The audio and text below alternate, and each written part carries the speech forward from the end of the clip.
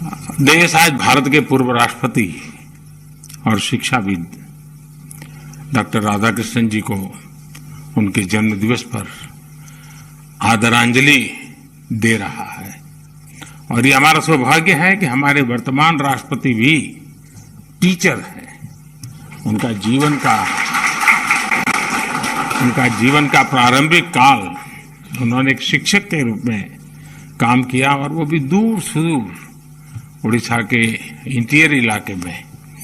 और वहीं से उनकी जिंदगी अनेक प्रकार से हमारे लिए ये सुभग संयोग है, और ऐसे टीचर राष्ट्रपति के हाथ से आपका सम्मान हुआ है, तो ये और आपके लिए गर्व की बात है। देखिए, आज जब देश आजादी के अमृतकाल के अपने विराट सपनों को साकार करने में जुट चुका है, तब शिक्षा के क्षेत्र में राधाकृष्णन जी के प्रयास हम सभी को प्रेरित करते हैं। इस अवसर पर मैं राष्ट्रीय पुरस्कार प्राप्त आप सभी शिक्षकों को, राज्यों में भी इस प्रकार के पुरस्कार दिए जाते हैं, उन सबको भी मैं बहुत बहुत बधाई देता हूं। साथियों, अभी मेरी अनेक शिक्षकों से बातचीत करने का मौका मिला। सब अलग अलग भाषा बोलने वाले हैं, अलग अलग प्रयोग करने वाले लोग हैं। भाषा को अलग होगी, क्षेत्र अलग होगा, समस्याएं अलग होगी, लेकिन ये भी है कि इनके बीच में आप कितने ही क्यों न हो, आप सबके बीच में एक समानता है, और वो है आपका कर्म, आपका विद्यार्थियों के प्रति समर्पण। और ये समानता आपके अंदर जो सबसे बड़ी बात होती है, और आपने देखा होगा जो सफल टीचर रहा होगा वो कभी भी बच्चे को ये नहीं कहता है कि चल ये तेरे बस का रोग नहीं है, नहीं कहता है। टीचर की सबसे बड़ी जो स्ट्रेंथ होती है वो पॉजिटिविटी होती है, सकारात्मकता। कितना ही बच्चा पढ़ने में लिखने में पूरा, अरे करो बेटे हो जाएगा, अरे देखो बेटी करो, देखो देखो उसने किया तुम भी करो हो जाएगा, यानी आप देखिए उसको पता भी नहीं है, लेकिन टीचर के गुणों में होता है। वो हर बार पॉजिटिव ही बोलेगा, वो कभी किसी को नेगेटिव कमेंट करके निराश कर देना, हताश कर देना उसके नेचर में नहीं है। और एक टीचर की भूमिका ही है जो व्यक्ति को रोशनी दिखाने की काम को करती है, वो सपने बोती है। टीचर जो है ना, वो हर बच्चे के अंदर सपने बोता है और उसको संकल्प में परिवर्तित करने की ट्रेनिंग देता है कि देख ये सपना पूरा हो सकता है, तुम एक बार संकल्प लो, लग जाओ। आपने देखा होगा कि वो बच्चा सपनों को संकल्प में परिवर्तित कर देता है, और टीचर ने जो रास्ता दिखाया है उसे वो सिद्ध कर करके रहता है। यानी सपने से सिद्धि तक की इस पूरी यात्रा उसी प्रकाश पुंज के तहत होती है जो किसी टीचर ने उसकी जिंदगी में सपना बोया था, दिया जलाया था, जो उसको कितनी ही चुनौतियों अंधेरों के बीच में भी रास्ता दिखाता है। और देश भी आज नए सपने, नए संकल्प लेकर के एक ऐसे मोड़ पर खड़ा है कि आज जो पीढ़ी है, जो विद्यार्थी अवस्था में है, 2047 में हिंदुस्तान कैसा बनेगा ये उन्हीं पर होने वाला है, और उनका जीवन आपके हाथ में है। इसका मतलब हुआ कि 2047 को देश गढ़ने का काम आज जो वर्तमान में टीचर हैं, जो आने वाले 10 साल 20 साल सेवाएं देने वाले हैं, उनके हाथ में 2047 का भविष्य तय होने वाला है। और इसलिए आप एक स्कूल में नौकरी करते ऐसा नहीं है, आप एक क्लासरूम में बच्चों को पढ़ाते ऐसा नहीं है, आप एक सिलेबस को अटेंड करते ऐसा नहीं है, आप उसके साथ जुड़ करके उसकी जिंदगी बनाने का काम और उसकी जिंदगी के माध्यम से देश बनाने का सपना लेकर के चलते हैं। जो टीचर का सपना खुद का ही छोटा होता है, उसके दिमाग में 10 से 5 का ही भरा रहता है, आज 4 पीरियड लेने हैं वही रहता है, तो वो उसके लिए वो भले तनख्वाह आ जाता है, एक तारीख का वो इंतजार करता है, लेकिन उसको आनंद नहीं आता है, उसको वो चीजें बोझ लगती है। लेकिन जब उसके सपनों से जुड़ जाता है, तब ये कोई चीज उसको बोझ नहीं लगती है। उसको लगता है कि अरे मेरे इस काम से तो मैं देश का इतना बड़ा कंट्रीब्यूशन करूं। अगर मैं खेल के मैदान में एक खिलाड़ी तैयार करूं और मैं सपना संजोऊं कि कभी न कभी मैं उसको दुनिया में कहीं न कहीं तिरंगा झंडे के सामने खड़ा हुआ देखना चाहता हूं, आप कल्पना कर सकते हैं आपको उस काम का आनंद कितना आएगा, आपको रात रात जागने का कितना आनंद आएगा। और इसलिए टीचर के मन में सिर्फ वो क्लासरूम, वो अपना पीरियड 4 लेने हैं 5 लेने, वो आज आया नहीं तो उसके बदले में भी मुझे जाना पड़ रहा है, ये सारे बोझ से मुक्त होकर के, मैं आपकी कठिनाइयां जानता हूं इसलिए बोल रहा हूं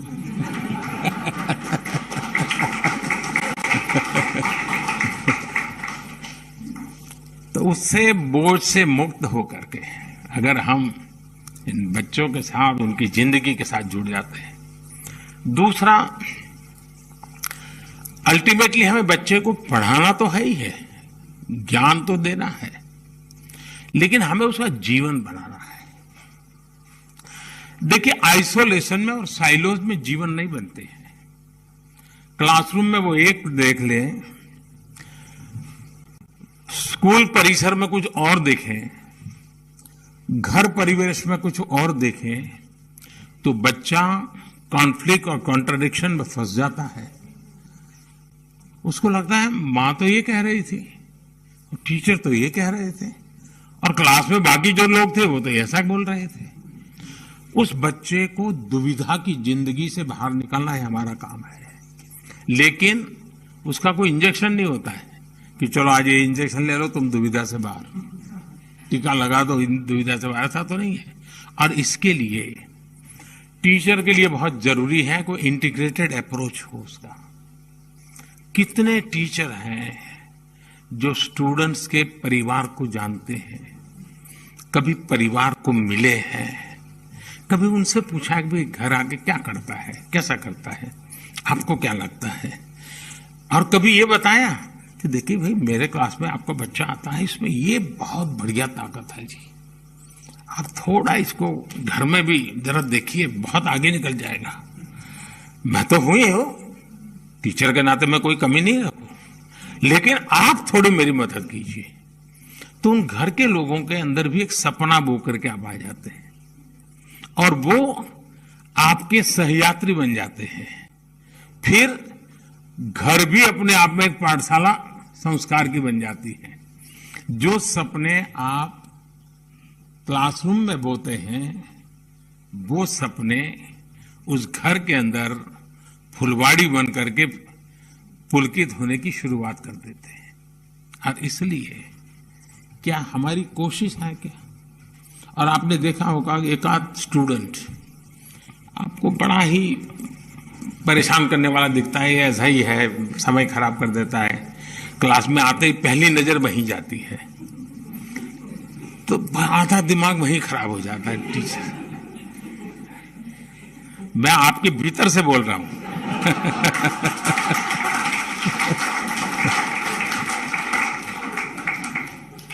और वो भी वैसा होता है कि पहली बेंच पे ही बैठेगा।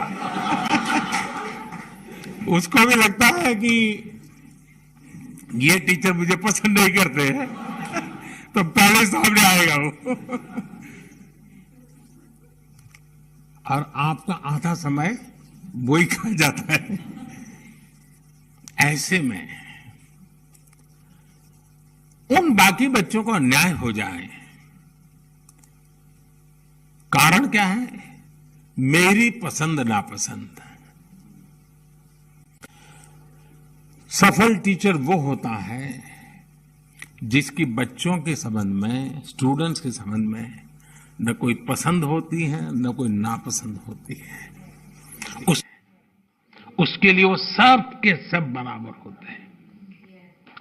मैंने ऐसे टीचर देखे हैं कि जिनका अपना संतान भी उसी क्लासरूम में है, लेकिन वे टीचर क्लासरूम में खुद के संतान को भी वही ट्रीटमेंट देते हैं जो सब स्टूडेंट्स को देते हैं। अगर 4 लोगों को पूछना है, उसकी बारी आई तो उसको पूछते हैं, स्पेशली उसको कभी नहीं कहते कि तुम ये बताओ, तुम ये करो, कभी नहीं, क्योंकि उनको मालूम है कि उसको एक अच्छे माँ की जरूरत है, अच्छे पिता की जरूरत है, लेकिन अच्छे टीचर की भी जरूरत है। तो वो भी कोशिश करते हैं कि घर में मैं माँ बाप का रोल पूरा करूंगा, लेकिन क्लास में तो मुझे उसको टीचर स्टूडेंट का ही मेरा नाता रहना चाहिए, वो घर वाला रिश्ता यहां आना नहीं चाहिए। ये टीचर का बहुत बड़ा त्याग होता है, तब संभव होता है जी। ये अपने आप को संभाल करके इस प्रकार से काम करना, ये तब संभव होता है। और इसलिए हमारे जो शिक्षा व्यवस्था है, भारत की जो परंपरा रही है, वो किताबों तक सीमित कभी नहीं रही है, कभी नहीं रही है। वो तो एक प्रकार से एक सहारा है, सहारा है हमारे लिए। हम बहुत सी चीजों, और आज टेक्नोलॉजी के कारण ये बहुत संभव हुआ है। और मैं देख रहा हूं कि टेक्नोलॉजी के कारण बहुत बड़ी मात्रा में हमारे गांव के टीचर भी, जो स्वयं टेक्नोलॉजी का उनका पढ़ाई नहीं हुई है, लेकिन करते करते वो सीख गए, और उन्होंने फिर सोचा कि, क्योंकि उसके दिमाग में स्टूडेंट भरा पड़ा है, उसके दिमाग में सिलेबस भरा पड़ा है, तो वो चीजें प्रोडक्ट तैयार करता है जो उस बच्चे के काम आती है। यहां सरकार में बैठे हुए लोगों के दिमाग में क्या रहता है? आंकड़े रहते हैं कि भाई कितने टीचर भर्ती करना बाकी है, कितने स्टूडेंट का ड्रॉप आउट हो गया, बच्चियों का एनरोलमेंट हुआ कि नहीं हुआ, उनके दिमाग में भी रहता है। टीचर के दिमाग में उसकी जिंदगी रहती है। बहुत बड़ा फर्क होता है। और इसलिए अगर टीचर इन सारी जिम्मेवारियों को ढंग से उठा लेता है, अब हमारी जो राष्ट्रीय शिक्षा नीति आई है, इसकी इतनी तारीफ हो रही है, इतनी तारीफ हो रही है। क्यों हो रही है? उसमें कुछ कमियां नहीं होगी ऐसा तो मैं दावा नहीं कर सकता हूं, कोई नहीं दावा कर सकता है। लेकिन जो लोगों के मन में पड़ा था, उनको लगा यार ये कुछ रास्ता दिख रहा है, ये कुछ सही दिशा में जा रहे हैं, चलिए उस रास्ते पर हम चलते हैं। हमें पुरानी आदतें इतनी घर कर गई है कि राष्ट्रीय शिक्षा नीति को एक बार पढ़ने सुनने से बात बनने वाली नहीं है जी। महात्मा गांधी को कभी एक बार किसी ने पूछा था कि भाई आपको कुछ मन में संशय हो, समस्याएं हो तो क्या करते हैं? तो कहा मुझे भागवत गीता से बहुत कुछ मिल जाता है। इसका मतलब वो बार बार उसको पढ़ते हैं, बार बार उसके अर्थ बदलते हैं, बार बार नए अर्थ दिखते हैं, बार बार नया प्रकाशमान पुंज सामने खड़ा हो जाता है। ये राष्ट्रीय शिक्षा नीति भी जब तक शिक्षा जगत के लोग उससे हर समस्या का समाधान उसमें है क्या, 10 बार पढ़े, 12 बार पढ़े, 15 बार पढ़े, सॉल्यूशन इसमें है क्या, उसको उस रूप में हम देखेंगे। एक बार आया है, चलो सर्कुलर आता है, वैसे देख लिया तो नहीं होगा। उसको हमने हमारी रगों में उतारना पड़ेगा, हमारे जहन में उतारना पड़ेगा। अगर ये प्रयास होता है तो मुझे पक्का विश्वास है कि राष्ट्रीय शिक्षा नीति बनाने में हमारे देश के टीचर्स का बहुत बड़ा रोल रहा है। लाखों की तादाद में टीचर्स ने कंट्रीब्यूट किया है इसको बनाने में। पहली बार देश में इतना बड़ा मंथन हुआ है। जिन टीचर्स ने इसे बनाया है, उन टीचर्स का काम है कि उसको सरकारी भाषा वगैरह बच्चों के लिए काम नहीं आती है। आपको माध्यम होना होगा कि सरकारी ये जो डॉक्यूमेंट है वो उनके जीवन का आधार कैसे बने। मुझे उसको ट्रांसलेट करना है, मुझे उसको फुल स्टॉप कॉमा के साथ पकड़ते हुए भी उसको सहज सरल रूप में उसको समझाना है। और मैं मानता हूं कि जैसे कुछ नाट्य प्रयोग होते हैं, कुछ ऐसे राइटिंग होता है, कुछ वक्तृत्व स्पर्धाएं होती हैं, बच्चों को राष्ट्रीय शिक्षा नीति पर चर्चाएं करनी चाहिए, क्योंकि टीचर उनको तैयार करेगा। जब वो बोलेंगे तो एक आध चीज नई आपको भी उभर करके आएगी।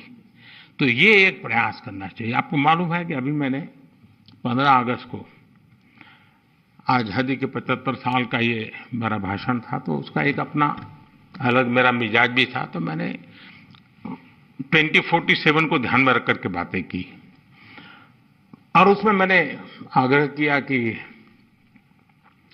पंच प्राण की चर्चा की। क्या उन पंच प्राण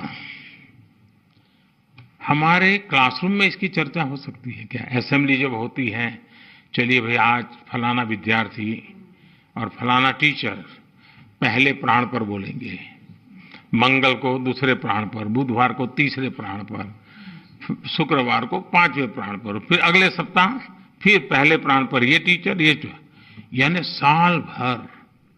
उसका अर्थ क्या है? हमें क्या करना है? ये पंच प्राण हमारा भी तो प्राण तत्व होना चाहिए, हर नागरिक का होना चाहिए।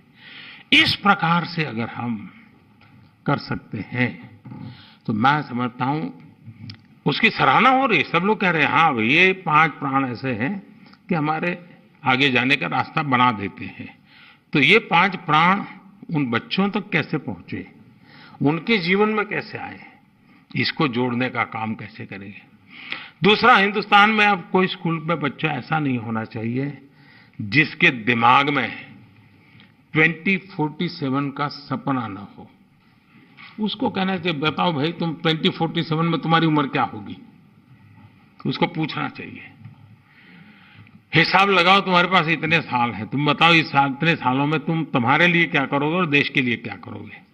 हिसाब लगाओ 2047 के पहले तुम्हारे पास कितने साल है, कितने महीने हैं, कितने दिन है, कितने घंटे हैं। तुम एक एक घंटे को जोड़ करके बताओ तुम क्या करोगे।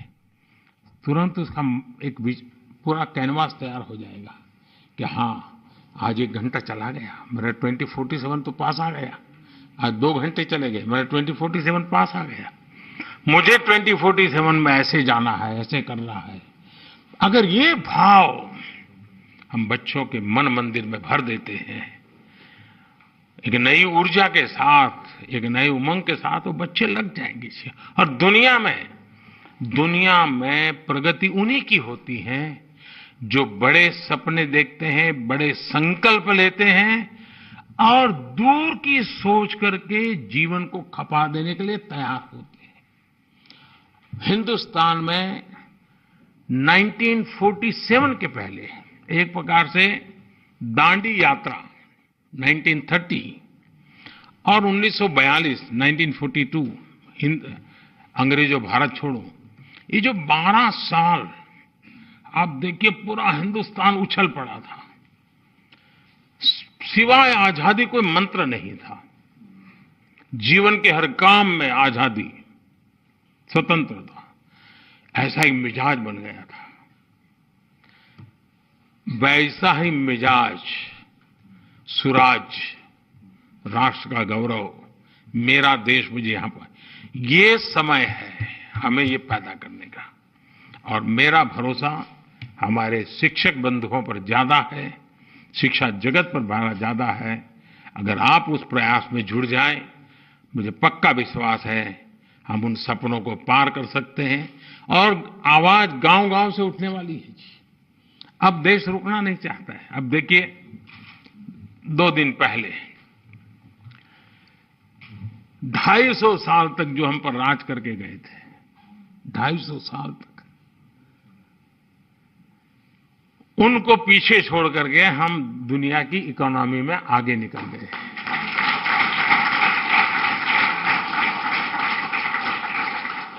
छह नंबर से 5 नंबर पर आने का जो आनंद होता है, उससे ज्यादा आनंद इसमें हुआ। क्यों? 6 से 5 होते तो होता थोड़ा आनंद, लेकिन ये 5 स्पेशल है क्योंकि हमने उनको पीछे छोड़ा है। हमारे दिमाग में वो भाव बढ़ा है, वो तिरंगे वाला 15 अगस्त का। 15 अगस्त के तिरंगे का जो आंदोलन था उसके प्रकाश में 5वां नंबर आया है और इसलिए उसके अंदर वो जिद भर गई है कि देखा मेरा तिरंगा और फहरा रहा है।